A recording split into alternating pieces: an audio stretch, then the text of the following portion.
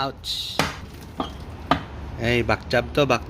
Nagpapalit tayo ng bearing last time. 540 lang yung bayad, pero hindi ko nakita gumamit ng torque wrench last time eh. Tsaka yung bearings na nilagay, hindi rin pinak ng grasa. Gawin natin to ngayon guys, DIY style. So guys, first natin gagawin eh, tanggalin natin yung axle nut. Advice ko po, huwag kayong gumamit ng ratchet. Ito pong breaker bar gamitin nyo para hindi masira. Kasi minsan masyadong mahigpit itong axle nut dito. At tingnan natin kung kaya natin tanggalin. Yun. Pag maluwag na, yan, saka kayo gumamit ng ratchet. Tingnan yung kabila kung hindi sumasabay. Ayos. Yan, madali lang gawin to. Napakadaling gawin. Okay.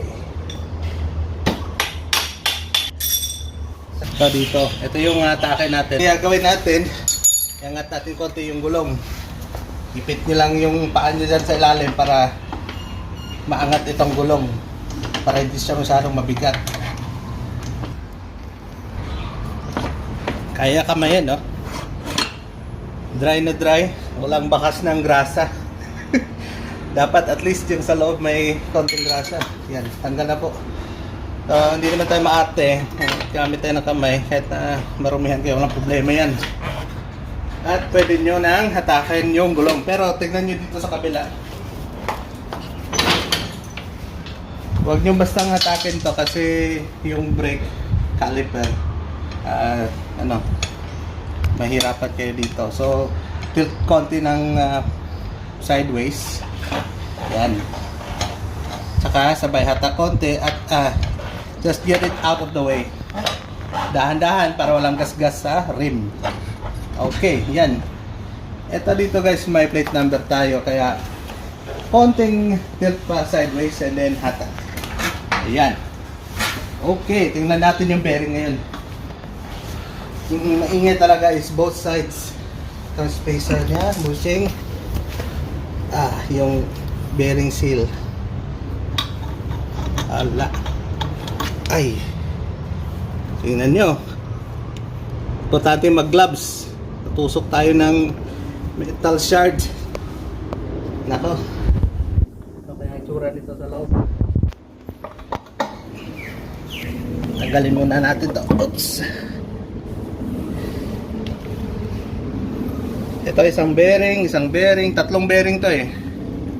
1, 2, at saka yung sa kabila, 3. So ito yung bearing seal niya. Dahan-dahan natin tanggalin. Evenly. Even. Para pwede pa natin magamit. Ayan o. Dapat palitan din natin to. We'll see kung may mahanap tayong pyesa. So ito guys, dinala namin sa tire shop para tanggalin yung bearing. Tsaka pinalagyan na rin natin ng grasa. Mahirap sa bahay pukpukin to, baka masira yung ano natin. At least dito sa motorcycle shop, mayroon silang rubber tires na pwedeng dumepensa sa ano natin, sa gulong natin na hindi magagasgas, so hindi tatamaan yung rotor disc natin sa kabila. Okay, so dito na yung gulong natin, bago na yung mga bearings. Tatlong bearings po ito.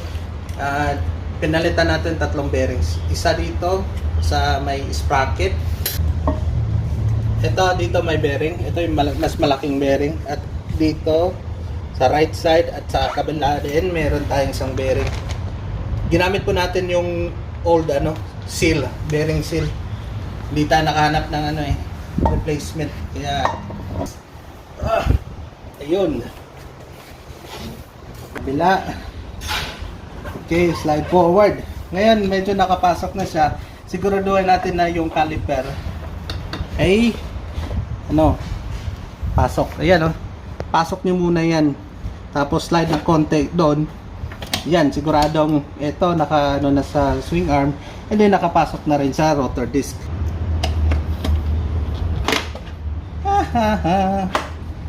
Okay, tapos yung pinakamahirap.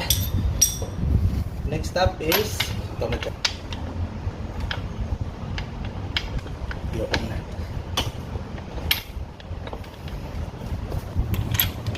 So, ang kalimutan, ito yung nakaharap doon, ito yung nakalabas. Ito yung may thread locker. May ano siya. May nut na may nut na may sariling lock. Yan yung purpose niyan eh. Tapos, check natin yung alignment, yung sukat dito, dito. Ang problema, ginagawa ko para ma-feel ko yung ano, higpit. Inikot natin yung gulong, sabay higpit dito sa axle nut.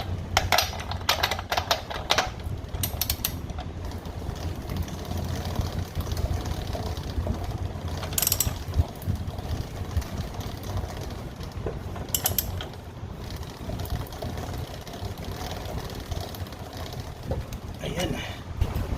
Wala tayong torque wrench pero since 12 years old po tayo, naranasan na po natin na over-tighten yung mga bolts, naputol yung mga bolts, napalo yung mga ganito.